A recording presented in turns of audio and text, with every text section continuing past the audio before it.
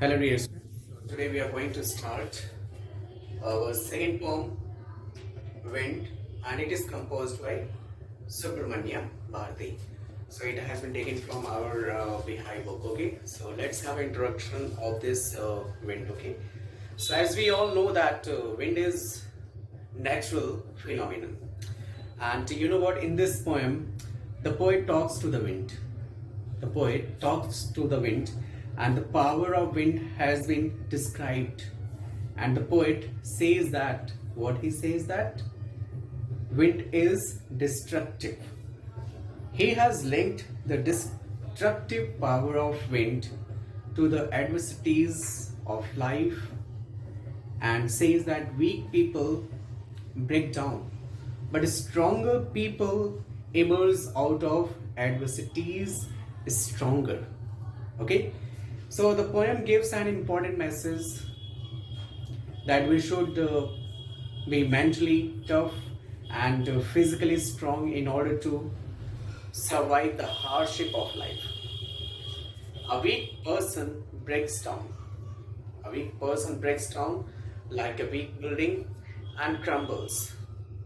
We must make these destructive forces our friends with our strength and determination.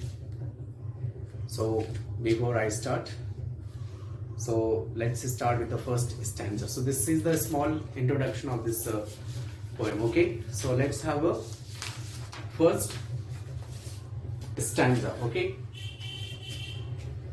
Wind, come softly.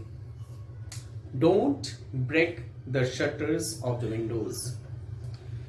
Don't scatter the papers. Don't throw down the books on the shelf. There, look what you did. You threw them all down. You tore the pages of the books. You brought rain again. You are very clever at poking fun at weaklings. So here it is the first stanza. There is no rhyming verse. It is a free verse. Okay, it is a means there is no rhyming. It is a free verse. Okay, so poking fun is making fun of something. Poking fun means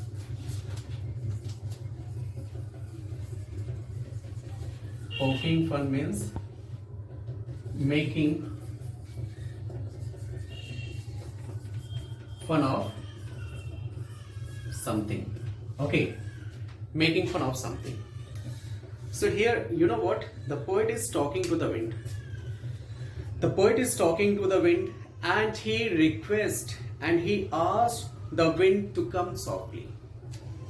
He requested and he asked the wind to come softly. So he is saying that the wind should not be very strong, loud.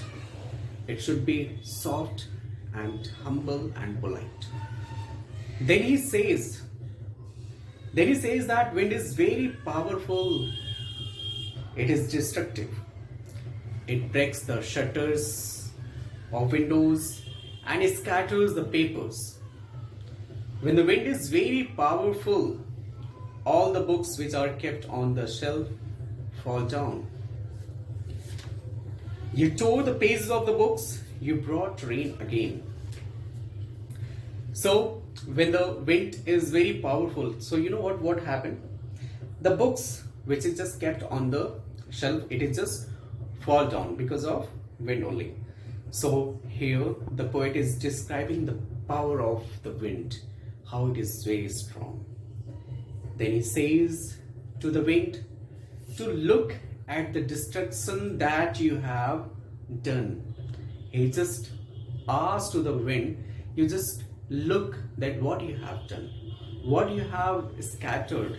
Okay, so you know what, whenever there is wind, there is a strong wind all, so the things that are weak like small plants, tiny children, etc., they all get scared.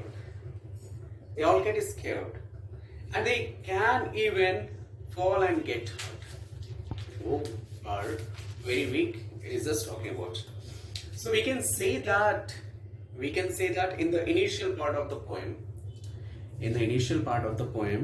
the poet is referring to wind as a young child. So he is saying that it should come softly just like a small child does. Okay. So you are very clever at poking fun at wiggling. So here we come to know that the wind is destructive just like a youth. So just like a young boy or a young girl who is full of energy, violence and destruction. So here, this is the first stanza's explanation. And now we will start the next stanza. Frail, crumbling houses, crumbling doors, crumbling rafters, crumbling wood, crumbling bodies, crumbling lives, crumbling hearts. Now, what is crumbling? See, crumbling means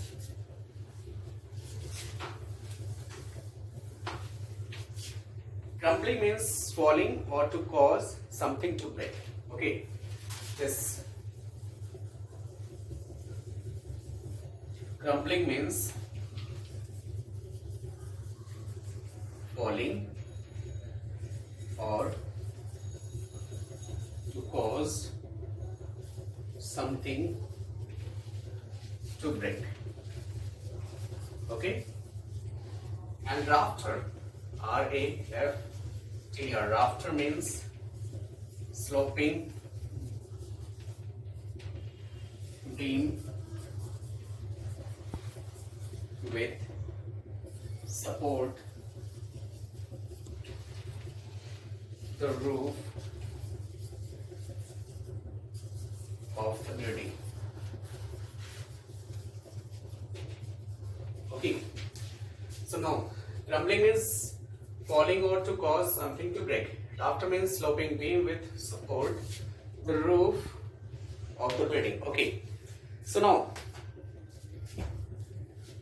frail crumbling houses, crumbling doors, crumbling rafters, crumbling wood, crumbling bodies, crumbling lives, crumbling hearts. Okay, so here you know what the word crumbling is repeated so many times to lay stress that everything crumbles in the face of a strong wind. Okay, so the writer is saying that when wind is very powerful, it is very strong. It leads to breakage of everything. Houses which are weak fall, doors which are weak fall, the beams on which the roof of the buildings are supported, they also fall. All the wooden structures fall, all bodies of people fall, animals, lives, hearts. So here he is saying that everything crumbles. Everything that is weak reacts by falling down and breaking in the face of what? Adversity. So the poet is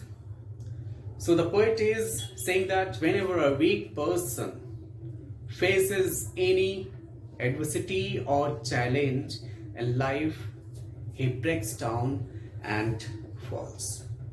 Okay, so now let's see the next. The wind god winnows and crushes them all. The wind god winnows and crushes them all. So what do you mean by here? Winnows. Winnows means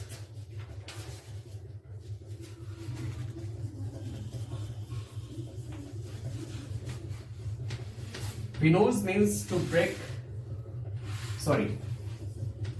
to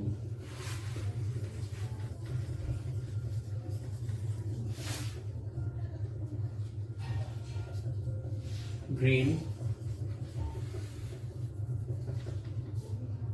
free of chaff. or separate grain from husk by blowing on it. Okay, so here the poet is addressing to wind as a what? Wind god. The poet is addressing to wind as a wind god, and he's saying that what? He's saying that the powerful god of wind winnows. That means he shifts all the people, and those people who are weak fall down and get crushed. So here comparison is made between wheat and people. Okay, so just like we know the wheat to separate the grain from chaff, the wind god separates the strong people from the weak people. Okay, when there is a strong wind, all the things that are weak fall and get crushed. Okay, so now here see the next stanza, next line. He won't do what you tell him, so come, let's build strong homes. Let's joint the doors firmly, practice to form the body, make the heart steadfast. Do this and the wind will be friends with us. So you know what happened here? The poet wants us to make friends with this wind, this strong wind. That is adversities in our lives. Okay, and he says that what? He says that the problems will not listen to us. The problem will not listen to us. They will come. So what we have to do? We have to prepare for each and everything. Okay, in preparation, what can we do in preparation? In preparation, we should build a strong home and close the doors of our homes firmly so that the wind cannot get into. And then he says what? Then he says that we should also make our bodies strong and hearts firm to face these challenges. And then once we are strong enough, all the challenges will be like friends. We will not feel that they are troublesome. When we will do all that things, so definitely we will accept it as a challenge and we will ready for any type of situation. Okay, so see the last four line. The wind blows out weak fires. He makes strong fires roar and flourish. His friendship is good. We praise him every day. Flourish means grow.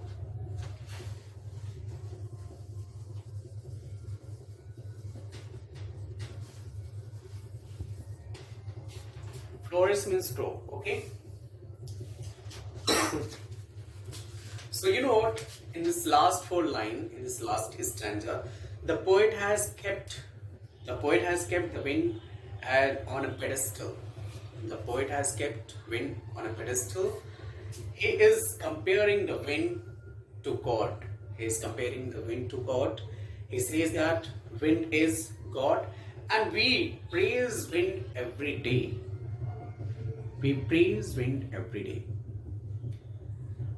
He adds that everything that is weak gets finished off in the face of this strong wind, and all the things that are strong flourish and grow to become stronger. He is giving us a very important message. And what is the important message? That we should not feel bad that we are facing so many challenges and adversities in our life. We should make ourselves physically and mentally strong to face these challenges. We will become friends with them, and then we will be happy, and that we had these challenges in our life because they help us become stronger and better. This is the great message which wind gives us to make our life too strong. Okay, so this is the explanation of the wind poem. Okay, now we will see the literary devices which is used in this poem. Okay, so what are the literary devices? Let's see. First of all, you should know rhyme scheme.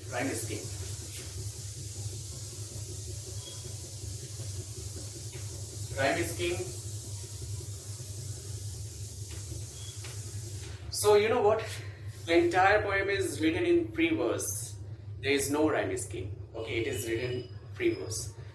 But what is the next literary device? First one is anaphora.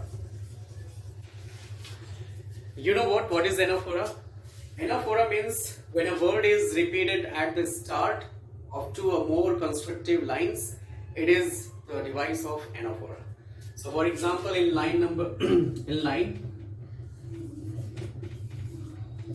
lines 2, 3, 4, it is started with this don't. This word is repeated again and again, and 6, 7, 8, this you word is repeated. You can take it. Just don't break. See, don't break, don't scatter, don't throw. Okay, then you. Okay, so this is what? This is anaphora. I think you have understood. Anaphora means when a word is repeated at the start of two or more constructive lines. So it is a device of anaphora. Got it? Now we will see the personification, and I hope that you know what is the personification. Okay. So second, literary devices.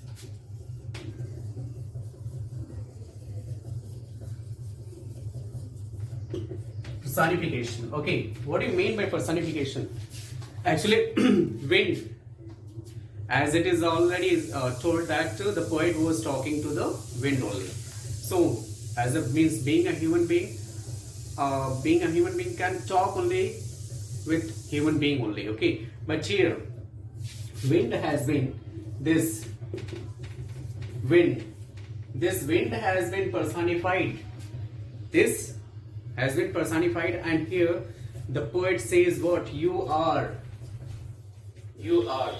Okay, so here you is referring to wind only. So this is the personification. Yes, you can understand that the poet was talking with the wind only. So now in this way we got two literary devices. First, anaphora, and second, personification. Now the third, repetition.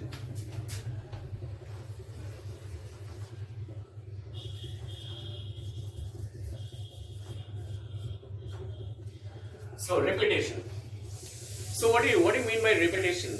Repetition is what? Actually here, crumbling. You already have noticed that crumbling words, how many times it is repeated. So it repeated many times. And why it is repeated? Because it emphasizes something. So look here, crumbling houses, crumbling doors, crumbling rafters, crumbling wood, crumbling bodies, crumbling lives, crumbling hearts. So many times it is repeated. So it is repetition because the words are repeating again and again. So here repetition is what? Repeated many times. So another word that we found here, crumbling, as a repetition. So in this way we got three literary devices. First one is anaphora, second one is personification, and third one is repetition. Now next one is alliteration.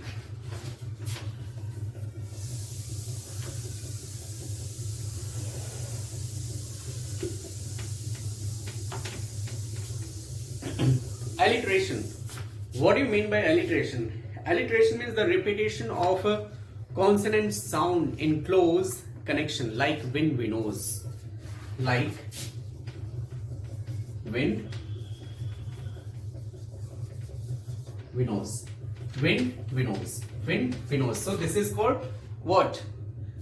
Alliteration. One more.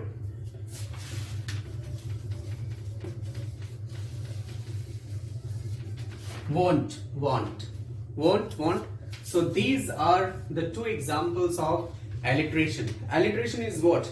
The repetition of consonant sound. Okay, the repetition of consonant sound in close connection. Okay, so this is called alliteration.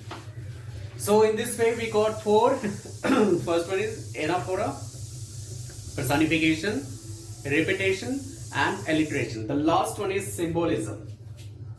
Symbolism.